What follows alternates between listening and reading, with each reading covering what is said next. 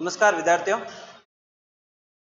अपना 11वीं क्लास के एनसीईआरटी भौतिक भूगोल के टॉपिक चल रहे थे। आज अपन नया टॉपिक पढ़ेंगे आपके जो लैब असिस्टेंट ज्योग्राफी के पाठ्यक्रम का टॉपिक नंबर 4 है, महाद्वीपों और महासागरों का वितरण। ठीक है विद्यार्थियों, तो इस टॉपिक को शुरू करने से पहले आपको वही दो बातें बोलूंगा। एक तो अभी तक मैं मेरा फर्ज अदा कर रहा हूं, आपका फर्ज ये है कि आप इस चैनल को हर उस स्टूडेंट्स तक पहुंचाएं जो वास्तव में भूगोल से अच्छी तैयारी करना चाह रहा है लैब असिस्टेंट के लिए। आपका फर्ज है उस स्टूडेंट्स तक वीडियो को पहुंचाए, सब्सक्राइब कराए ताकि उसको हर आने वाला वीडियो आसानी से जल्दी से समय पर उपलब्ध हो सके। दूसरा, वैकेंसी बहुत जल्द आने वाली है, आपकी तैयारी आप निरंतर जारी रखें। मैंने आपको पहली क्लास में बोला था आप एनसीईआरटी की जो 4 बुक है आपके थ्योरी की वो ले आए, प्रायोगिक वाली जो 2 बुक हैं वो अभी न लाए, और उन बुक के साथ साथ में आप भाग ब का जो आपके भूगोल विषय का जो भाग है उसको आप अच्छे से क्या करें, मेरे साथ साथ में चलते रहे। और जैसे जो यहाँ पे स्लाइड आ रही है या जो मैं कुछ ऐड करवा रहा हूँ, मैं एनसीईआरटी और आरबीएसई दोनों का मिक्स मटेरियल यहाँ आपके सामने लेके आता हूँ। आप अपनी बुक में उसको लिख लें, अंडरलाइन कर लें, बुक में लिखा हुआ है अंडरलाइन कर लें, या फिर आप अगर अलग नोट्स बना रहे तो अच्छी बात है, नहीं बना रहे तो आप उसी में अंडरलाइन करते हुए पढ़े, साथ में आप आराम से अच्छे से पढ़े। और आपके पेपर में भाग अ में जो राजस्थान इतिहास कला संस्कृति है उसके लिए आप 9th 10th की जो अभी वर्तमान में राजस्थान अध्ययन बुकें चल रही है, राजस्थान अध्ययन की वो बुकें पढ़े अच्छे से, वहां से कवर हो जाएगा। ठीक है, और इस तरह से अच्छे से आप तैयारी को कर सकते हैं, बहुत अच्छा हो सकता है, आप ये विश्वास रखिएगा। ठीक है, तो आज अपन क्लास स्टार्ट कर रहे हैं। आपका टॉपिक है महासागरों और महाद्वीपों का वितरण। महाद्वीप एवं महासागरों के वितरण की शुरुआती बात करेंगे, उससे पहले थोड़ी सी बात करते हैं ये वाला बात। इससे पहले मैं आपको बता दूं, पृथ्वी पर वर्तमान में आपको पता है पृथ्वी के कुल 29% भाग पर क्या है, महाद्वीप है। टोटली भाग पर अर्थात स्थल है, पृथ्वी के संपूर्ण क्षेत्रफल के 29% भाग पर क्या है, स्थल है। और शेष कितना रहा, 71% भाग पर क्या है, महासागर अर्थात क्या है, जल है। पिछली बार आपके एक प्रश्न यही था, यही से ये था एग्जिट। एक और क्लासिफिकेशन के अनुसार पृथ्वी पर 29.2% तो है आपके स्थल और शेष 70.83% क्या है, जल। तो आप इसको भी याद रखेंगे और राउंड फिगर करें तो 29% भाग पर क्या है, स्थल, और 70 या 71 या 71% भाग पर क्या है, जल। स्थल पर है उस मोटे स्वरूप को अपन महाद्वीप बोलते हैं और जो जलीय भाग है उसे अपन महासागर बोलते हैं। मैं आपके महाद्वीप और महासागरों की अलग मैप की क्लास लेके आऊंगा, उस पे इसकी अपन गहराई से चर्चा करेंगे, किसका कितना क्षेत्रफल है, किसका कितना प्रतिशत है भाग, उसकी वो क्लास अलग लूंगा। ठीक है, तो आज उसको केवल नाम ही देखेंगे। महाद्वीप अगर देखोगे तो एशिया सबसे बड़ा महाद्वीप, फिर अफ्रीका, फिर उत्तरी अमेरिका, फिर दक्षिणी अमेरिका, फिर आपका अंटार्कटिका, फिर यूरोप और फिर ऑस्ट्रेलिया या ओसेनिया। ये ऑस्ट्रेलिया है, थोड़ी सी एरर है त्रुटि टाइपिंग में, ऑस्ट्रेलिया। तो इस तरह से आपके 7 महाद्वीप हो गए।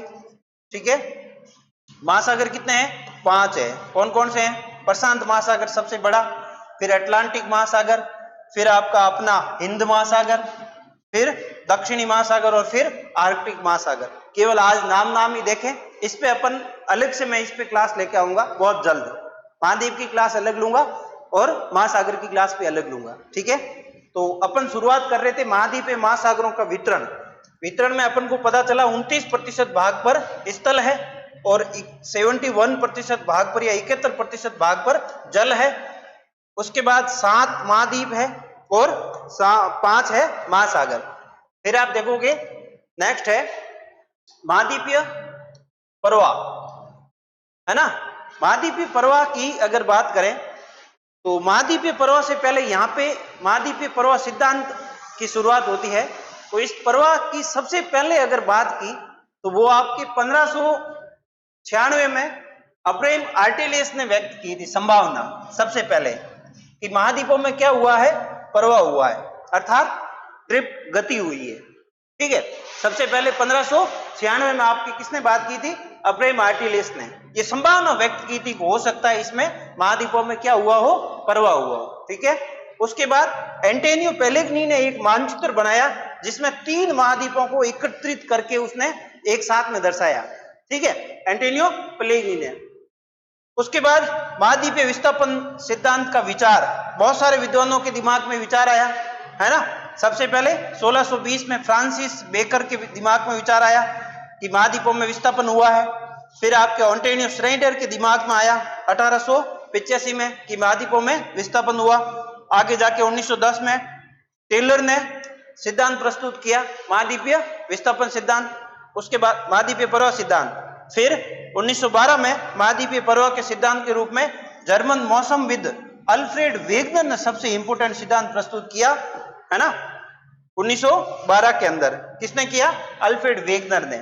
उसका नाम है महाद्वीपीय विस्थापन सिद्धांत, है ना, continental drift theory, Alfred Wegener 1912। ये आपको अच्छे से याद रखना। उससे पहले प्रवाह की थोड़ी सी बात है। प्रवाह का सबसे पहले संभावना व्यक्त की थी अब्राहम आर्टिलियस ने 1596 में। उसके बाद में अगर देखें तो एंटोनियो श्नाइडर ने इसको क्या किया था, प्रवाह संबंधी बात बताई थी, स्पष्ट प्रवाह शब्द दिया था, महाद्वीपीय प्रवाह। ठीक है, उसके बाद आप आते हो 1910 में ग्रिफिथ टेलर ने कॉन्टिनेंटल महाद्वीपीय प्रवाह सिद्धांत दिया था। ठीक है, फिर 1912 में आपके अल्फ्रेड वेगनर ने महाद्वीपीय विस्थापन सिद्धांत दिया। ठीक है, तो यहां से ओरिजिनल कहानी शुरू होती है, महाद्वीपीय विस्थापन सिद्धांत। ठीक है, अब इसके लिए थोड़ा सा आप देखेंगे ये महाद्वीपीय विस्थापन सिद्धांत। महाद्वीपीय विस्थापन सिद्धांत में वेगनर महोदय ने बताया, वेगनर महोदय ने क्या बताया, मैं आपको यहां थोड़ा सा बता देता हूं। 1912 में अल्फ्रेड वेगनर महोदय ने इस सिद्धांत में बताया कि एक पेंजिया था। क्या था, पेंजिया था। क्या था, पेंजिया था। वो पेंतालासा पे तैर रहा था। किस पे तैर रहा था, पेंतालासा पे तैर रहा था। ये पेंतालासा, ये पेंजिया, दोनों जर्मन भाषा के शब्द है। पेंजिया का अर्थ क्या है, पेंजिया का अर्थ है संपूर्ण स्थलीय भाग। पेंजिया का अर्थ है संपूर्ण स्थल भाग। पेंतालासा का अर्थ क्या है, जल ही जल, जल ही जल। देखो जल ही जल है चारों ओर। इस जल के ऊपर क्या तैर रहा था, पेंजिया तैर रहा था। पेंजिया अर्थात वेगनर महोदय ने बताया कि सर्वप्रथम क्या था, एक पेंजिया था। पेंजिया संपूर्ण स्थल सभी महाद्वीपों का एक जुड़ा हुआ भाग था पेंजिया। वो पेंतालासा पे तैर रहा था। पेंतालासा क्या है, जल ही जल। ठीक है, पेंजिया था, पेंतालासा पे क्या कर रहा था, तैर रहा था। उसके बाद में उसमें क्या हुआ, उसका विभाजन हुआ लगभग 20 करोड़ वर्ष पहले, है ना। जुरेसिक काल के आसपास, ट्रेसिक जुरेसिक काल के आसपास क्या हुआ, उसमें विभाजन हुआ। विभाजन हुआ तो उसके 2 भाग बने। पेंजिया के क्या बने, 2 भाग बने। यहां पे ले रहा हूं, एक भाग पेंजिया का ऊपरी भाग रहा और दूसरा भाग पेंजिया का दक्षिणी भाग रहा। ऊपरी भाग लोरेशिया कहलाया। क्या कहलाया, लोरेशिया कहलाया। और दक्षिणी भाग गोंडवाना लैंड, दक्षिणी भाग गोंडवाना लैंड। ठीक है, उत्तरी भाग पेंजिया के 2 टुकड़े हुए, उत्तर में भाग रहा वो लोरेशिया, दक्षिण में रहा वो गोंडवाना लैंड। अब बीच में एक महासागर रह गया, क्योंकि ये जो टुकड़ा हुआ, दोनों का विभाजन हुआ, तो बीच में ये जल था, तो जल आना स्वाभाविक है। तो जल आ गया, तो बीच में एक सागर बना जिसका नाम था तेतीस सागर। कौन सा सागर बना, तेतीस सागर। तो पहले एक पेंजिया था, 30 करोड़ वर्ष पहले उसमें विभाजन हुआ। उत्तरी भाग लोरेशिया, दक्षिणी भाग गोंडवाना लैंड। ठीक है, अब लोरेशिया के फिर विभाजन हुए, वापस अलग अलग टुकड़ों में बंटा, जिसमें उत्तरी अमेरिका, यूरोप और यूरेशिया। गोंडवाना लैंड के भाग हुए दक्षिणी अमेरिका, अफ्रीका, मेडागास्कर। मेडागास्कर के बाद आपका प्रायद्वीपीय भारत, प्रायद्वीपीय भारत, ठीक है। और एक और भाग बना इसी से ऑस्ट्रेलिया, इसी से क्या बना, ऑस्ट्रेलिया। वापस उन्हें पेंजिया था, पेंजिया के विभाजन हुआ, उत्तर में जो भाग बना उससे वापस विभाजन होकर बने उत्तरी अमेरिका, यूरोप, यूरेशिया। दक्षिण में जो भाग था उससे बने आपके दक्षिण अमेरिका, अफ्रीका, मेडागास्कर, प्रायद्वीपीय भारत और ऑस्ट्रेलिया। इस तरह से वर्तमान में महाद्वीप और महासागरों की रचना हुई। इन दोनों भागों के बीच में जो सागर था वो 33 सागर था, ठीक है। वर्तमान में 33 सागर का अवशेष के रूप में है भूमध्य सागर। कौन सा है, भूमध्य सागर, जिसे रूम सागर भी कहा जाता है, रूम सागर। याद रखेंगे, वर्तमान में 33 सागर के अवशेष के रूप में क्या है, भूमध्य सागर या रूम सागर, ठीक है। तो वेगनर महोदय ने बताया एक पेंजिया था, पेंतालासा पे तैर रहा था, 20 करोड़ वर्ष पहले उसमें विभाजन हुआ, दो भाग बने, है ना, अंगारा लैंड और गोंडवाना लैंड, लोरेशिया और गोंडवाना लैंड। लोरेशिया और गोंडवाना लैंड, लोरेशिया के वापस भाग बने उत्तरी America, Europe, Eurasia. Gondwana land के वापस भाग बने दक्षिण अमेरिका, अफ्रीका, मेडागास्कर, प्रायद्वीपीय भारत, ऑस्ट्रेलिया। बीच में जो सागर था वो 33 सागर का, 33 सागर का वर्तमान में अगर अवशेष के रूप में अगर आप बात करें तो इनके अनुसार भूमध्य सागर है वर्तमान का, ठीक है। तो ये थ्योरी क्या थी, ये वेगनर महोदय ने बताई, महाद्वीपीय विस्थापन सिद्धांत। ये क्या था, महाद्वीपीय विस्थापन सिद्धांत, ठीक है। इसका एक और डायग्राम आप देख सकते हैं इस तरह से। ये देखिए आप, पेंजिया था, ये पेंजिया, ये क्या था, पेंजिया था। 225 मिलियन ईयर्स पूर्व पेंजिया था, 150 मिलियन ईयर्स पूर्व इसमें क्या हुआ, विभाजन हुआ, और उत्तरी भाग लोरेशिया, दक्षिणी भाग गोंडवाना लैंड। फिर आगे चले, 100 मिलियन ईयर्स पूर्व उसमें और विभाजन हुआ, और बीच में महाद्वीपों के बीच में दूरियां बढ़ी, ये बीच में 33 सागर आ गया ना, ये वाला भाग, तो यहां और विभाजन हुआ। ये देखो लोरेशिया, गोंडवाना लैंड, बीच में 33 सागर। अब लोरेशिया का वापस विभाजन हुआ, उत्तरी अमेरिका, यूरोप और एशिया। फिर गोंडवाना लैंड का भाग हुआ, दक्षिणी अमेरिका, अफ्रीका, इंडिया, ये यहाँ पे मेडागास्कर, ऑस्ट्रेलिया और अंटार्कटिका। हाँ, एक और भूल गए थे अपन, अंटार्कटिका, ये अंटार्कटिका। ये वाले भाग क्या थे, गोंडवाना लैंड के भाग बने।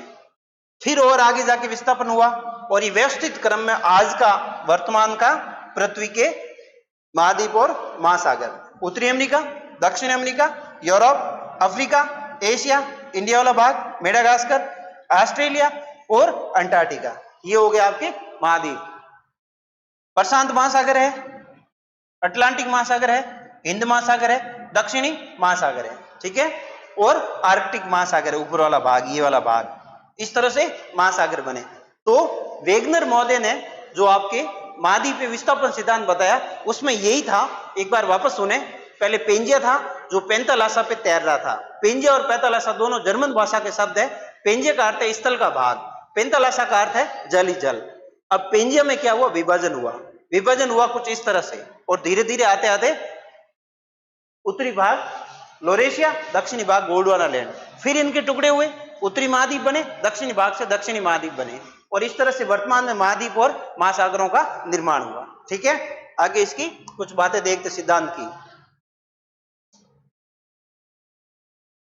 महाद्वीपीय विस्थापन सिद्धांत 1912 में अल्फ्रेड वेगनर महोदय द्वारा प्रस्तुत किया गया, ठीक है। पहली बात याद रखना, बहुत इंपॉर्टेंट है, हो सके अगली बार एग्जाम में आपसे यही पूछी जाए, ठीक है, यही प्रश्न आने की प्रबल संभावना है। अच्छा, प्रश्नों को लेके एक बात अपनी पहले ही हुई थी शुरुआत में कि हर 4-5 क्लास के बाद में एक आपके पीवाईक्यू की या जो भी है टॉपिक वाइज क्वेश्चन की एक क्लास होगी। तो निश्चित ही हर 5 क्लास के बाद में क्लास आपके क्वेश्चन की आएगी। मस्त रहें, आप विश्वास करें, अच्छे से जितना पढ़ा रहा हूं उतना पढ़ लोगे, आराम से लैब असिस्टेंट में सब्जेक्ट आपका इस बल पे आप आराम से फाइट कर सकते हो, क्रैक कर सकते हो। ठीक है, इतना विश्वास मैं आपको दिला सकता हूं। तो अल्फ्रेड वेगनर ने 1912 में सिद्धांत प्रस्तुत किया। इनके अनुसार सभी महाद्वीप एक अकेले भूखंड में जुड़े हुए थे। यह भूखंड जल से घिरा हुआ था। वेगनर ने इस भूखंड को क्या बोला? पेंजिया बोला। इस भूखंड को वेगनर महोदय ने क्या बोला? पेंजिया बोला। जिसके पेंजिया के चारों ओर क्या था? जलीय महासागर को पेंतालासा बोला। मैंने अभी आपको बताया पेंजिया था जिसके चारों ओर जल ही जल था, उस भाग को क्या बोला? पेंतालासा। पेंजिया पेंतालासा पे तैर रहा था। फिर सुनिए, लगभग 20 करोड़ वर्ष पूर्व मेसोजोइक काल या ट्रायसिक या जुरेसिक पीरियड में पेंजिया, ये ट्रायसिक जुरेसिक मेसोजोइक किसमें है? आप पीछे जाके क्लास देखोगे, भूगर्भ की काल समय मापनी की अपन ने क्लास पढ़ी है, मैंने ली है क्लास, उसमें जाके आप वहां से इसको एक बार वापस रिपीट कर लेना। मेसोजोइक एरा के ट्रायसिक और जुरेसिक पीरियड में पेंजिया का विभाजन हुआ। पेंजिया में विभाजन हुआ तो अच्छा, आरबीएससी के अनुसार दे रखा है, आरबीएससी के ये नोट है, उसके अनुसार कार्बोनिफेरस युग में विभाजन हुआ। ठीक है, आरबीएससी में कार्बोनिफेरस युग में विभाजन बताया हुआ है, जिसमें पेंजिया के 2 भूखंड हुए। पेंजिया के 2 भाग बने, उत्तरी भाग लोरेशिया, उत्तर में दक्षिणी भाग गोंडवाना लैंड।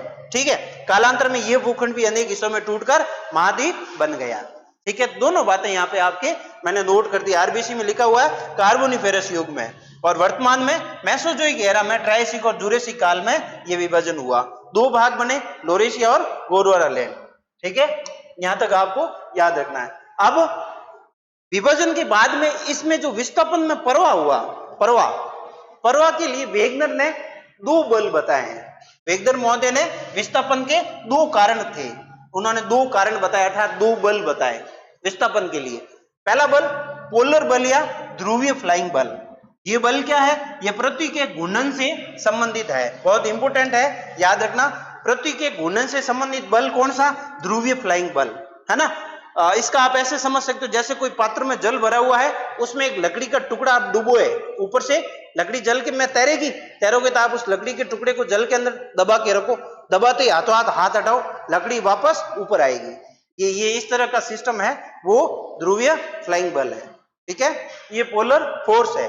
पहला बल, विस्थापन के 2 बल बताए, पहला बल है पोलर या ध्रुवीय फ्लाइंग बल, इसका संबंध पृथ्वी के घूर्णन से है। दूसरा बल है ज्वारीय बल, जो सूर्य और चंद्रमा के आकर्षण से संबंधित है। आज भी ज्वारीय बल के कारण पृथ्वी पर ज्वार भाटा आते हैं, अपन पढ़ेंगे आगे। तो दूसरा बल जो वेगनर महोदय ने बताया वो ज्वारीय बल बताया। ठीक है, किसका? सूर्य और चंद्रमा के आकर्षण से संबंधित बल। आरबीसी के अंदर दे रखा है आपके गुरुत्वाकर्षण बल के कारण भूमध्य रेखा की ओर प्रवाह हुआ। जो महाद्वीपों में प्रवाह हुआ ना, उसमें 0 डिग्री की ओर भूमध्य सागर की ओर जो प्रवाह हुआ वो किसके कारण हुआ? गुरुत्वाकर्षण बल के कारण। और जो पश्चिम में प्रवाह हुआ वो किसके कारण हुआ? ज्वारीय बल के कारण, है ना। ये लाइन कहाँ की है? आरबीसी की। तो 2 बल थे, ध्रुवीय फ्लाइंग बल और ज्वारीय बल। फिर नेक्स्ट बात, ध्रुवीय फ्लाइंग बल से क्या हुआ? आपका भूमध्य रेखा की ओर महाद्वीपों में विस्थापन हुआ, और ज्वारीय बल के कारण पश्चिम की ओर प्रवाह हुआ। ठीक है, तो दोनों बल से दोनों ओर प्रवाह, भूमध्य रेखा की ओर और पश्चिम की ओर प्रवाह। नेक्स्ट बात आती है महाद्वीपीय विस्थापन के पक्ष में प्रमाण। अब देखो, महाद्वीपीय विस्थापन के पक्ष में प्रमाण बताए उन्होंने। सबसे पहली बात बताई महाद्वीपीय साम्यता। दक्षिण अमेरिका व अफ्रीका की तटरेखाएं जोड़ने पर साम्यता दिखती है। दक्षिणी अमेरिका और अफ्रीका का पश्चिमी भाग और दक्षिणी अमेरिका का पूर्वी भाग, दोनों को आप जोड़ोगे तो समानता पाई जाएगी, ऐसा वेगनर महोदय ने बताया है। हालांकि 1964 में बुलिड महोदय ने एक मानचित्र बनाया जिसमें तटों को जोड़कर इस बात को सिद्ध किया, है ना। 1964 में बुलिड महोदय ने एक मानचित्र बनाया, उसमें इस बात को सिद्ध किया कि वास्तव में दक्षिण अमेरिका का पूर्वी भाग और अफ्रीका का पश्चिमी भाग दोनों को जोड़ा जा सकता है। जोड़ के इन्होंने सिद्ध किया। पहली बात तो महाद्वीपीय समानता, अर्थात दोनों को जोड़ोगे तो दोनों जुड़ सकते हैं, इसका मतलब दोनों किसी प्राचीन समय में करोड़ों वर्ष पूर्व मिले हुए थे, जुड़े हुए भाग थे। दूसरी बात टिलाइट क्या है? हिमानी निक्षेप है ना। टिलाइट क्या होता है? हिमानी निक्षेप होते हैं। तो हिमानी निक्षेप अवसादी चट्टानें हैं जो हिमानी निक्षेप से निर्मित होती है। ये चट्टानें भारत की गोंडवाना श्रेणी में पाई गई और हिमाकरण का संकेत देते हैं तथा यही प्रतिरूप दक्षिणी गोलार्ध के समस्त स्थल खंडों में मिलता है। टिलेट है वो प्रायद्वीपीय भारत में मिली, अफ्रीका में मिली, दक्षिणी अमेरिका में मिली, ऑस्ट्रेलिया में भी मिली। इसका मतलब ये संपूर्ण भाग किसी समय एक था। ये दूसरा इसके पक्ष में प्रमाण। तीसरा, नेक्स्ट बात, तीसरा लिखा हो प्लेसर निक्षेप। ये क्या होता है? सोना युक्त निक्षेप। प्लेसर निक्षेप सोना युक्त निक्षेप है ना। तो ब्राजील व घाना, ब्राजील दक्षिणी अमेरिका का पूर्वी भाग, घाना अफ्रीका का पश्चिमी भाग, दोनों तटों पर पाई जाती है, अर्थात महाद्वीप जुड़े होने की संभावना है ना, संकेत है। प्लेसर निक्षेप जो सोने युक्त सिराएं होती है ना, नदी जल में सोने युक्त सिराएं होती है, उन्हें प्लेसर निक्षेप कहा जाता है। तो ब्राजील का तट और घाना तट दोनों तटों पर प्लेसर निक्षेप पाए जाते हैं। इसका मतलब ये इस बात का संकेत है कि दोनों कभी न कभी प्राचीन समय में दोनों भाग जुड़े हुए थे। तो ये भी एक पक्ष में क्या है, इनका प्रमाण है। ठीक है, फिर है जीवाश्म वितरण। जीवाश्मों का वितरण, एक लेमूर नाम का जंतु पाया जाता है भारत में, मेडागास्कर द्वीप में और अफ्रीका में, तीनों में मिलता है। इसका मतलब ये तीनों कभी न कभी एक थे। विद्वान तीनों को लेमूरिया द्वीप भी कहते हैं। तीनों को क्या बोलते हैं? लेमूरिया महाद्वीप, लेमूरिया द्वीप। तीनों को लेमूरिया द्वीप भी बोला जाता है, लेमूरिया द्वीप, क्योंकि ये लेमूर जीव है वो इन तीनों में पाया जाता है। इसका मतलब तीनों कभी न कभी आपस में जुड़े हुए थे। नेक्स्ट है पूरा जलवायु प्रमाण। ये पूरा है ना, पूरा जलवायु प्रमाण। हिमानीकरण का प्रभाव भारत, दक्षिण अमेरिका, अफ्रीका व ऑस्ट्रेलिया से प्राप्त होता है। जलवायु, हिमानीकरण जैसी जलवायु भारत, ऑस्ट्रेलिया, अफ्रीका, दक्षिण अमेरिका, इन सभी भागों में मिलती है। इसका मतलब जलवायु भी इस बात के पक्ष में है कि कभी न कभी ये भाग आपस में क्या थे, जुड़े हुए थे। ठीक है, तो ये इस तरह से ये यहाँ पे आपके क्या हुए, ये कुछ पक्ष में बातें थी किसके, वेगनर के महाद्वीपीय विस्थापन सिद्धांत में। ठीक है विद्यार्थियों, तो ये ही आपके भाग दे रखे एनसीईआरटी में और ये इंपोर्टेंट है पक्ष में। एक बार वापस देख लें, महाद्वीपीय विस्थापन सिद्धांत के पक्ष में क्या कौन कौन सी बातें हैं। महाद्वीपीय भागों में समानता है, अफ्रीका और अमेरिका तटों को मिलाओगे तो मिल जाएगा। 64 में बुलेट महोदय ने मिलाकर भी बताया। टिलेट अवशेष भी पाए जाते हैं भारत और गोंडवाना श्रेणी में भी पाए जाते हैं। इसका मतलब ये कभी न कभी ये भाग क्या था, एक था। फिर प्लेसर निक्षेप पाए जाते हैं घाना और ब्राजील दोनों तटों पर। उसके बाद एक लेमूर नाम का जीव है जो भारत, मेडागास्कर, अफ्रीका में पाया जाता है। इसका मतलब ये भाग भी क्या हुआ था, मिला हुआ था। फिर मेसोसारस नामक जीव जो केवल उथले खारे पानी में ही रह सकता है, अफ्रीका के केप प्रांत और ब्राजील के इरावर शैल समूह में भी मिलते हैं। ये भी एक जीव है मेसोसारस नामक जीव जो अफ्रीका के, ब्राजील के इरावर शैल में और अफ्रीका के केप प्रांत में, दोनों में ही पाया जाता है केवल। तो इसका मतलब ये प्रमाण भी जीवाश्मों का, जीवाश्मों का है, जिससे ये आंकलन लगाया जा सकता है दोनों भाग कभी पहले, बहुत करोड़ों वर्ष पहले क्या थे, जुड़े हुए थे। ठीक है, नेक्स्ट है जलवायु का प्रमाण। ठीक है, अब इसके बाद में नेक्स्ट बात होती है आपके संबंध धारा सिद्धांत। एनसीईआरटी में दे रखा है आपके संबंध धारा सिद्धांत। ये क्या है संबंध धारा? संबंध धारा क्या है विद्यार्थियों? 1930 के दशक में आर्थर होम्स ने पृथ्वी के मेंटल भाग में संबंध धाराओं के प्रभाव की बात कही। संबंध धारा सिद्धांत किसने दिया? आर्थर होम्स ने दिया। कब दिया? 1930 में दिया। संबंध धाराएं है क्या? ये मेंटल भाग में पाई जाती है और सबसे पहले किसने बताया इसको? आर्थर होम्स ने बताया। कब बताया? 1930 में। ये बात दोनों याद रखना। संबंध धारा सिद्धांत आर्थर होम्स 1930। होम्स ने बताया कि आपके जो मेंटल भाग है, पृथ्वी की आंतरिक संरचना में आप पढ़ चुके हो, क्रस्ट, मेंटल और कोर। मेंटल भाग में संबंध धाराएं पाई जाती है ना। ये धाराएं रेडियो एक्टिव तत्वों से उत्पन्न ताप भिन्नता के कारण उत्पन्न होती है। ताप भिन्नता के कारण क्या होती है? उत्पन्न होती है। मेंटल में रेडियो एक्टिव पदार्थों के उत्पन्न ताप भिन्नता के कारण, रेडियो एक्टिव तत्वों से उत्पन्न ताप भिन्नता के कारण इन धाराओं की क्या होती है? उत्पत्ति होती है। ये द्वीपीय है। ये महाद्वीपीय पर्व बलों की व्याख्या करती है और ये धाराएं मेंटल प्लम का निर्माण भी करती है। मेंटल प्लम क्या होता है? मेंटल प्लम होता है आंतरिक जो महाद्वीपीय ज्वालामुखी होती है, और ये मेंटल प्लम पाया जाता है कोर के ऊपरी भाग से इन ज्वालामुखियों का संबंध होता है। जिसमें से लावा कोर के ऊपरी भाग में जो तरल अवस्था में होता है, अपन ने पढ़ा था, वहां से ज्वालामुखी उद्गार स्वरूप होती है। इस टाइप की मेंटल प्लम जो है वो आपके हवाई द्वीप में इस तरह की ज्वालामुखियां पाई जाती है, जो पृथ्वी के आंतरिक भाग से स्थल के आंतरिक ज्वालामुखियां होती है, मेंटल प्लम, है ना।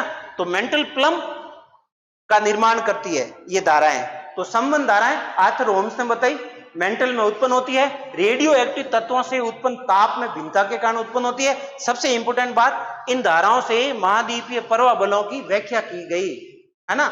ये उन्होंने बताया कि संबंध धाराओं के कारण ही महाद्वीपों में प्रवाह हुआ, ठीक है। महाद्वीपीय प्रवाह बलों की व्याख्या करती है। देखिए इसका मैं डायग्राम ये लिया हुआ आपके, ये संबंध धाराएं, ये मेंटल भाग है, ये कन्वेंशन सेल है पूरी पूरी, ये इस तरह से चलती रहती है। इस तरह से भूगर्भ में संबंध धाराएं मेंटली भाग में चलती रहती है। ये ऊपर उठती है, ये वापस, ये आपका ऊपरी भाग है स्थल मंडल, ये लिथोस्फीयर, है ना। ये लिथोस्फीयर में इस तरह से चलती रहती है। कुछ भाग ये मेंटल प्लम के रूप में, ज्वालामुखी के रूप में बाहर आ जाता है, और कुछ भाग संबंध धाराओं के रूप में वापस अंदर ही अंदर इस वे में चलता रहता है।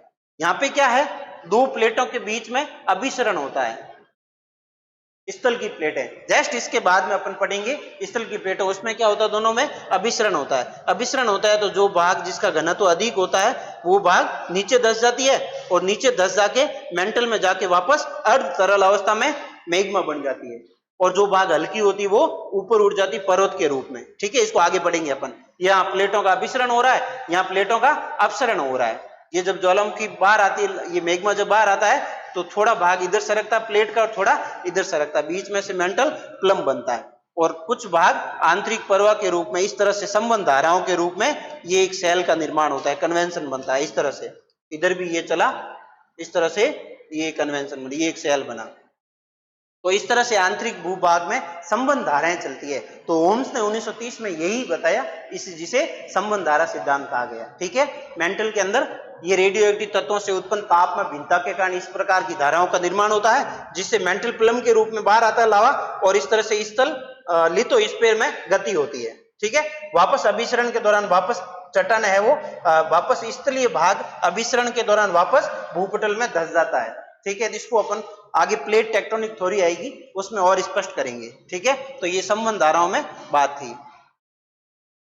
नेक्स्ट है संबंध धारा सिद्धांत पे बात हो गई। नेक्स्ट आता है महासागरीय अधः स्थल का मानचित्रण। महासागरीय अधः स्थल, अब देखो महासागरीय अधः स्थल क्या है, इसके लिए आप महासागर के आंतरिक संरचना ये देखें, महासागरीय अधः स्थल, महासागरीय अधः स्थल, महासागरीय अधः स्थल, ये भी आपके एनसीईआरटी में ठीक संबंध धारा सिद्धांत के बाद दे रखा है, ठीक है। तो इसमें देखो सबसे पहले क्या है, ये जल का लेवल है 0 डिग्री, ठीक है। ये जल तल है, समुद्र तल, ये स्थल का भाग है, ऊपर वाला भाग। सबसे पहले औसत ऊंचाई से अगर आप जाएंगे, ये कोई न कोई पर्वत से औसत ऊंचाई मान लो, यहां से अगर आप जाएंगे तो ये जहां पर सागर शुरू होता है वहां तक ये वाला भाग ये कहलाएगा महाद्वीपीय मग्न तट। सबसे पहला भाग महाद्वीपीय मग्न तट, ये क्या है, आंतरिक महासागरों की संरचना, है ना, आंतरिक महासागर की संरचना। जैसे स्थल पर पर्वत, पठार, मैदान, झीलें, झरने पाई जाती है, वैसी वैसी महासागर के अंदर भी स्थल स्वरूप पाया जाता है। तो उसकी ये संरचना है महासागरीय अधः स्थल। सबसे पहला भाग है उसका महासागरीय मग्न तट, जहां महाद्वीप और जलीय भाग का मिलन होता है। उसके बाद महासागरीय मग्न तट से और स्थल का भाग गहरा होता जाता है, उसे कहेंगे महाद्वीपीय मग्न ढाल, ये दूसरा भाग। फिर आएगा आंतरिक महासागरीय मैदान, फिर आ जाएगा महासागरीय मैदान, महासागरीय मैदान, और फिर आ जाएंगे ये गर्त या खाई, गर्त या खाई। तो देखो महाद्वीपीय मग्न तट, ढाल, मैदान और गर्त, ये आंतरिक संरचना अधः स्थल, है ना, महासागरीय अधः स्थल। अगर इनकी बात करें तो महासागरीय मग्न तट और महाद्वीपीय मग्न ढाल, ये दो तक महाद्वीपों का संबंध है। देखे दोनों के आगे महाद्वीप जुड़ा हुआ है, आगे महासागर शुरू हो जाता है, महासागरीय मैदान और महासागरीय खाइया गर्त। अगर पहले की बात करें तो इसकी गहराई है 200 मीटर तक, है ना, महासागरीय मग्न तट की। मग्न ढाल की बात करें तो 200 से 3000 मीटर तक। अगर महासागरीय मैदान की बात करें तो 3000 से 6000 मीटर तक महासागरीय मैदान की गहराई पाई जाती है। महासागरीय तट की बात करें तो औसत ढाल होता है 1 डिग्री तक। मग्न ढाल की बात करें औसत ढाल होता है 2 से 5 डिग्री तक ढाल। ये 1 डिग्री क्या है, ढाल, ठीक है। उसके बाद अगर टोटल गर्त की बात करें तो अब तक महासागरों में 57 गर्त खोजे गए हैं, ठीक है। प्रशांत महासागर में 32 गर्त खोजे गए हैं, प्रशांत महासागर में 32 गर्त खोजे गए हैं। अटलांटिक महासागर में 19 गर्त, अटलांटिक महासागर में 19 गर्त, और शेष रहे हिंद महासागर में। कितने रह गए शेष, 6। ये टोटल 57 गर्तों को अब तक खोजा गया है, ठीक है। तो इस तरह से ये महाद्वीपीय अध स्थल की संरचना थी। मग्न तट, ढाल, मैदान और गर्त। महाद्वीपीय मग्न तट और ढाल दोनों के बीच में जो पाया जाता है उसे कहेंगे सेल्फ ब्रेक। दोनों को क्या बोलेंगे, सेल्फ ब्रेक। आपको यही याद रखना, महाद्वीपीय मग्न तट, ढाल, मैदान और गर्त, ये औसत समुद्र तल है। इससे ये गहरा वाला भाग मैदान और खाइया है, ठीक है। तो यहां थोड़ा सा अलग दे रखा है, यहां दे रखा है महासागरीय अधस्थल के निरूपण अभियान ने महासागरीय ऊंचाइयों संबंधी विस्तृत जानकारी प्रस्तुत की। निरूपण अभियान में महासागरीय ऊंचाइयों संबंधी विस्तृत जानकारी प्रस्तुत की। महासागरीय परपट्टी की चट्टानों के काल निर्धारण ने यह तथ्य स्पष्ट कर दिया कि महासागरों के नितल की चट्टानें महाद्वीपीय भागों में पाई जाने वाली चट्टानों की अपेक्षा नई है। अर्थात महाद्वीपों की अपेक्षा महासागरीय नितल की चट्टानें, महासागरीय नितल क्या, वही महासागर की आंतरिक संरचना, महासागरीय नितल की चट्टानें महाद्वीपों की बजाय क्या है, नई है। ये कैसे पता चला, ये चट्टानों के काल निर्धारण C60 पद्धति से, है ना। चट्टानों का जो उम्र का निर्धारण है, काल का निर्धारण है, वो C60 पद्धति से किया जाता है। उससे पता चला महासागरीय चट्टानें नितल की नई है। फिर महासागरीय कटक के दोनों तरफ की चट्टानें जो कटक से बराबर दूरी पर स्थित है, उनकी आयु रचना में भी आश्चर्यजनक समानता पाई गई। अर्थात जो ही मेघमा समुद्र के अंदर बाहर आता है तो समुद्र के अंदर लावा फैल जाता है, लावा फैलता है, दोनों ओर फैलेगा। अभी पढ़ा संबंध धारा के फलस्वरूप दोनों ओर फैलेगा, तो दोनों ओर फैलेगा। तो ज्यों ज्यों महासागरों से उस कटक से दूर गए, त्यों त्यों उम्र में भी उसमें बढ़ोतरी होती गई। अर्थात समान उम्र की संरचनाएं मिली। अर्थात उससे क्या पता चला, आश्चर्यजनक समानता, दोनों साइड की सेम उम्र की चट्टानें पाई गई। अर्थात एक ही समय में वो बाहर निकली हुई थी, ठीक है। तो दोनों तरफ की चट्टानें जो कटक के बराबर दूरी पर स्थित है, उनकी आयु व रचना में भी आश्चर्यजनक समानता पाई गई। ये महासागरीय अधस्थल का मानचित्रण जस्ट अपन ने पहले ये देखा था ना, ये इसके बारे में जानकारी है, ठीक है। महासागरीय अधस्थल के बारे में ये बातें हो गई। उसके बाद है महासागरीय अधस्थल की बनावट। अब देखो इसमें कौन कौन से हैं। मैंने वहां डाला था महाद्वीपीय मग्न तट, मग्न ढाल, उबार और गहरी महासागरीय खाइयां, है ना। उन सभी को कहा जाएगा महाद्वीपीय सीमा। सबको क्या कहा जाएगा, महाद्वीपीय सीमा।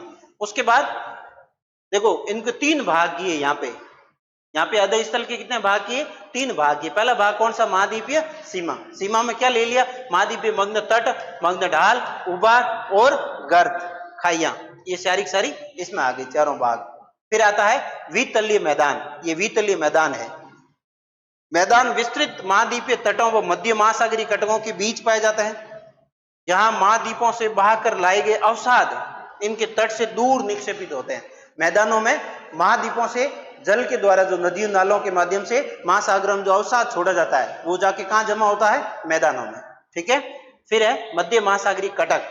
कटक क्या है, जल के अंदर, है ना, महासागरों के अंदर ज्वालामुखी उद्गार से एक श्रेणी बनती है, पर्वत श्रेणी, जो बाहर कुछ जगह पर बाहर भी दिख सकती है, कुछ भी नहीं दिख सकती है, लेकिन जल के अंदर ज्वालामुखी विस्फोट से लावा के जमने से जो श्रेणी बनती है, जो श्रृंखला बनती है पर्वत की, उसे कहते हैं कटक। महासागर के अंदर जो लावा के उद्गार के फलस्वरूप जमने से जो पर्वत श्रेणी बनती है, श्रृंखला बनती है, उसे बोला जाएगा कटक, है ना, महासागर के अंदर। तो ये कटक है, ये महासागरीय पर्वतीय श्रृंखला होती है, पृथ्वी की सबसे लंबी पर्वत श्रृंखला है। यह भूकंप के उद्गम केंद्र कम गहराई पर होते हैं यहाँ पर, है ना। तो ये लगभग 70,000 किलोमीटर पूरी पृथ्वी पर पाई जाती है। लगभग इसकी लंबाई कितनी है? 70,000 किलोमीटर, महासागरीय कटक। ठीक है, उसके बाद नेक्स्ट बात है सागर नितल प्रसरण सिद्धांत। अब देखो सागर नितल प्रसरण सिद्धांत, ये देखें, थोड़ी सी इसकी पहले परिभाषा देख लें। 1960 में एनसीईआरटी में थोड़ी सी त्रुटि, आप सुधार कर लेना। 1960 में हैरी हैस महोदय ने इसका प्रतिपादन किया। हैरी हैस महोदय ने सागर नितल प्रसरण सिद्धांत का प्रतिपादन किया। ठीक है, संबंधीय धारा सिद्धांत का ही विस्तृत रूप है। जैसे होम्स ने संबंध धाराएं बताई थी, वैसे के वैसे आपके हैरी हैस महोदय ने सागर नितल प्रसरण बताया है। उन्होंने बोला कि सागर के नितल में लगातार प्रसरण हो रहा है, फैलाव हो रहा है। ठीक है, महासागरीय कटकों के शीर्ष पर लगातार ज्वालामुखी उद्भेद से नया लावा महासागरीय प्रपट्टी को दोनों तरफ धकेल रहा है। इससे महासागरीय अधो स्थल का विस्तार हो रहा है। ठीक है, इसको आप यहाँ पे देखें, कहां पे देखें, यहाँ पे देखें, ये देखें, ये सागरीय भूपटल है। ये क्या है? सागरीय भूपटल। ये सागरीय भूपटल है, ये वाले भाग, ये सागर है, ये सागर की तली है। अब देखो ये मेग्मा है, लगातार मेग्मा का क्या हो रहा है? उद्गार हो रहा है। उद्गार से ज्यों ही मेग्मा निकलता है तो देखें स्थल की ओर, स्थल को भी आगे धकेल रहा है और महासागर को भी धकेल रहा है। जिस जगह पे मेग्मा बाहर निकलेगा तो वो ज्यों ही बाहर आएगा तो बाहरी भागों को धक्का देगा, फैलाव करेगा। तो इसे हैरी हैस ने क्या बोला कि आपके सागर के तली में क्या हो रहा है? विस्तार हो रहा है। क्यों हो रहा है? मेग्मा के उद्गार के फलस्वरूप। ये जिस जगह पे सागर के अंदर मेग्मा बाहर आ रहा है, उस भाग को अपन ने अभी बोला कटक। तो कटक पे ज्यों ही लावा बाहर आता है, दोनों ओर प्रसार होगा लावा का, तो दोनों ओर के सागर के नितल में क्या होगा? प्रसार होगा, फैलाव होगा। ठीक है, अब ये देखो आप समझ सकते हो, इस वे में, ये इस वे में फैलाव हो जाएगा इधर। ठीक है, ये संबंध धाराएं अंदर चलती रहती है। संबंध धारा अभी देखा अपन मेंटल में, ये भी वापस संबंध धारा है। ठीक है, ये पटल, ये ऊपर महाद्वीपीय भूपटल है और ये सागरीय भूपटल है, होता ये आंतरिक भूभाग में है। इस तरह से ये आपके इनके नितल में क्या होता रहता है? प्रवाह होता रहता है, नितल का फैलाव होता रहता है, प्रसरण होता रहता है। ये सागर नितल प्रसरण सिद्धांत किसने दिया? हैरी हैस ने दिया। कब दिया? 1960 में दिया। आप इसको याद रखना। ठीक है, ये उसी तरह है, ठीक जैसे संबंध धारा सिद्धांत है। संबंध धारा में रेडियो एक्टिव विकिरणों से, तत्वों से ताप में भिन्नता से फलस्वरूप उत्पन्न होती है, आंतरिक भूभाग में ऐसे चलती रहती है। उसी तरह ये आपका सागर नितल प्रसरण भी लावा के उद्गार के फलस्वरूप कटक के दोनों ओर लावा जमता है। लावा जमने से दोनों ओर की जो नितल प्रसरण है, वो दोनों ओर नितल का फैलाव होगा, दोनों ओर का प्रसरण होगा। उसे हैरी हैस ने सिद्धांत के रूप में बताया है। ठीक है, सिद्धांत का आधार चुंबकीय गुणों का विश्लेषण है। चुंबकीय गुणों के आधार पर यह सिद्धांत इन्होंने प्रस्तुत किया है। वाइन तथा मैथ्यूज ने भी सागरीय तल पर चुंबकीय व्युत्क्रमण का पता लगाया है। चुंबकीय व्युत्क्रमण, चुंबकीय तरंगों की गति का, गुणों का पता लगाया है। ठीक है, उसके बाद में ये बात हो गई। फिर दिया हुआ है नेक्स्ट, इसी में हैरी हैस ने बताया कि महासागरीय प्रपट्टी का क्षेपण होता है। यदि ज्वालामुखी प्रपट्टी से नई प्रपट्टी का निर्माण होता है तो दूसरी तरफ महासागरीय गर्तों में इसका विनाश भी होता है। ठीक है, जिस जगह पे सागर के अंदर ज्वालामुखी उद्गार होता है, ज्वालामुखी लावा बाहर आता है, लावा बाहर होता है, तो वहां पे प्रपट्टी का विनाश होगा, है ना, विनाश होगा। और लावा बाहर आती फैलेगा, फैलेगा तो दबाव लगेगा, दबाव लगे तो किसी न किसी भाग में विनाश होगा। जहां पे लावा बाहर आया वहां पे तो नई संरचना बन गई, है ना, लावा बाहर आया वहां पे नई संरचना बन गई। लेकिन बाहर आती लावा ने क्या किया? दोनों साइड फैला, लावा दोनों साइड फैलेगा, फैलेगा तो दबाव लगेगा, दबाव के फलस्वरूप पृथ्वी के किसी न किसी भाग में विनाश होगा। तो यही बात यहाँ लिखी हुई है कि नई प्रपट्टी का निर्माण होता है तो दूसरी तरफ महासागरीय गर्तों में इसका क्या होता है? विनाश होता है। गर्त के अंदर, गर्त वाले भाग में महासागरीय प्रपट्टी की चट्टानें महाद्वीपीय प्रपट्टी की अपेक्षा नई है। ये लगभग 20 करोड़ वर्ष से पुरानी नहीं है। 20 करोड़ वर्ष से पुरानी कोई भी प्रपट्टी नहीं है। फिर क्या लिखा? महासागरीय कटकों के समीप चट्टानों में चुंबकत्व घूर्णन पाया जाता है। महासागरीय चट्टानों के समीपवर्ती भाग में चुंबकत्व घूर्णन पाया जाता है। मध्य महासागरीय कटकों के साथ ज्वालामुखी व भूकंप आते रहते हैं। महासागरों में जो कटक पाए जाते हैं, कटक क्या है? महासागरों में पाई जाने वाली पर्वत श्रृंखला। उन कटकों में भूकंप आते रहते हैं, ज्वालामुखी आती रहती है, ठीक है। इनके पक्ष में क्या प्रमाण है? महासागरीय कटक के मध्य भाग के दोनों तरफ समान दूरी पर पाई जाने वाली चट्टानों के निर्माण का समय, संरचना, संगठन और चुंबकीय गुणों में समानता पाई जाती है। जैसे मान लो कोई महासागर में, ये मान लो यहाँ पे कोई तली का निर्माण हुआ है, ठीक है, ये कटक है, तो आप देखो कि कटक की ये मान लो संरचना है, ये संरचना 1, ये 2, ये संरचना 3, तो देखें ये जो ही उद्गार हुआ, लावा बाहर आया, तो दोनों साइड में संरचना बनी, तो दोनों साइड की उम्र बराबर है, एक ही समय की है, एक ही समान दूरी पर पाई जाती है ना।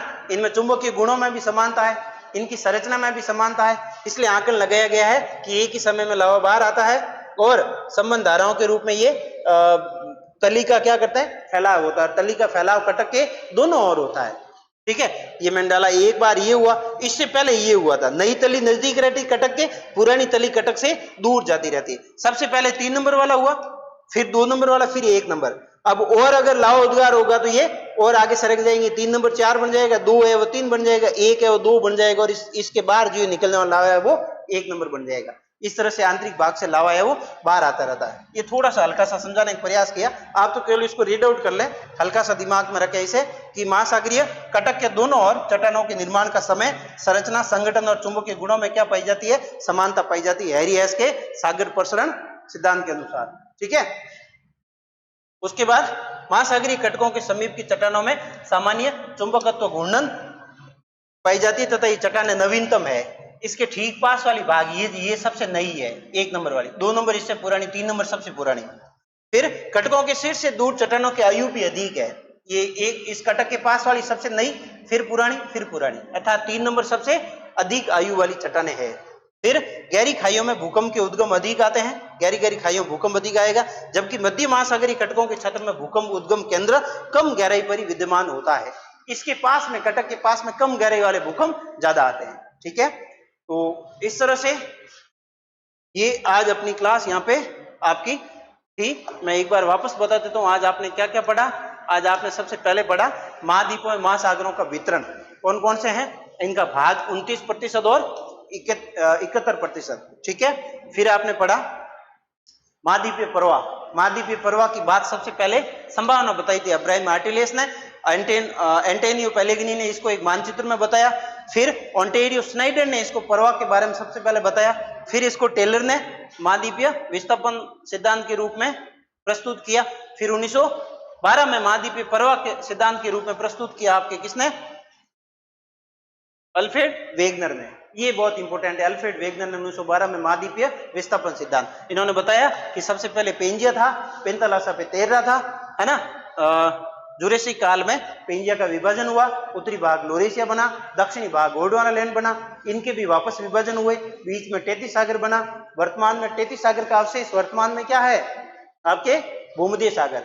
और अगर पूछे आपसे पेंतालासा का वर्तमान में अवशेष क्या है, तो आप बता सकते हो प्रशांत महासागर,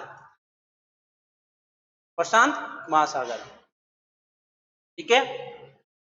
नेक्स्ट, इसके बाद में इसकी वर्तमान में ये स्वरूप था, पहले इस तरह से था, ठीक है, इस तरह से, सबसे पहले ये, फिर ये, फिर ये, और वर्तमान में स्वरूप ये आया इक्वेटर के सारे। फिर पढ़ते हैं, अपने देखा था महाद्वीपीय विस्थापन सिद्धांत के बारे में 1912 में वेगनर महोदय ने दिया, क्या क्या पक्ष थे, क्या क्या बातें बताई, उन सबको आप आराम से देख लेना। 2 बल बताए, एक तो आपका पोलर या ध्रुवीय फ्लाइंग बल पृथ्वी के घूर्णन से उत्पन्न होता है, और दूसरा ज्वारीय बल जो सूर्य चंद्रमा आकर्षित करते हैं, ठीक है। फिर इसके सिद्धांत के पक्ष में प्रमाण, ये सारे के सारे देख लेना अच्छे से। फिर ये संबंध धारा सिद्धांत, ये संबंध धारा सिद्धांत आर्थर ओम्स ने 1930 में दिया था। संबंध धाराएं उत्पत्ति होती है रेडियो एक्टिव पदार्थ तत्वों के उत्पन्न ताप में भिन्नता के कारण, ओके। फिर है, ये बताया था मैंने आपके, सागरीय अधः स्थल का मानचित्रण। सागर के अंदर जैसे स्थल पर पर्वत पठार मैदान है, वैसे वैसे सागर के नितल पर भी महाद्वीपीय भग्न तट, महाद्वीपीय भग्न ढाल, मैदान और गर्त, ये 4 नंबर ये पाया जाती है संरचना। इसको आगे अपन समुद्र विज्ञान पढ़ेंगे, तब अच्छे से पढ़ेंगे, समुद्र भूगोल में ना। फिर है महासागरीय अधस्थल का मानचित्रण, उसके बाद में आया था महासागरीय अधस्थल की बनावट, वही सीमा, सीमा के अंदर महाद्वीपीय मग्न तट, ढाल, मैदान और तट, ढाल, उभार और महासागरीय खाइयां, फिर मैदान, फिर कटक। कटक क्या होता है? महासागरों के अंदर पर्वतीय श्रृंखला, जो पृथ्वी की सबसे लंबी श्रृंखला, लगभग 17,000 किलोमीटर की दूरी में फैली हुई है। फिर नित्तल प्रसरण सिद्धांत, ये हैरी हेस ने दिया था 1960 में। ये ठीक वैसे ही है जैसे ओम्स का संबंध धारा सिद्धांत था, ठीक है। सागर का हैरी हेस ने 1960 में सागर नित्तल प्रसरण सिद्धांत दिया, ठीक है। उसके बाद में इस वे में ये लावा बार आता रहता है ना, और इस तरह से ये दोनों साइड में फैलता है, तो दोनों साइड में प्रॉपर्टी, यहाँ पर नई संरचना बनी, जहां पे ये फैलेगा कहीं न कहीं दबाव लगेगा, गर्तों में विनाश होगा। तो एक समय में नई संरचना बनती भी है, तो उसी समय गर्तों के अंदर विनाश भी होता है, ठीक है। तो ये सागर नित्तल प्रसरण सिद्धांत के पक्ष में कुछ बातें थी, और इस तरह से ये आज अपना टॉपिक क्या होता है? महाद्वीप और महाद्वीपों का, महासागरों और महाद्वीपों का वितरण, ये यहाँ पे टॉपिक आज अपना क्या होता है? खत्म होता है। अब इस टॉपिक में प्लेट टेक्टोनिक रहा है, उसको अपन पढ़ेंगे, ठीक है। नेक्स्ट क्लास में लेंगे अपन प्लेट विवर्तनिकी सिद्धांत। तब तक के लिए धन्यवाद। आप अच्छे से पढ़ते रहें, मस्त रहें। आज इतना ही, मिलते हैं नए टॉपिक के साथ में। धन्यवाद।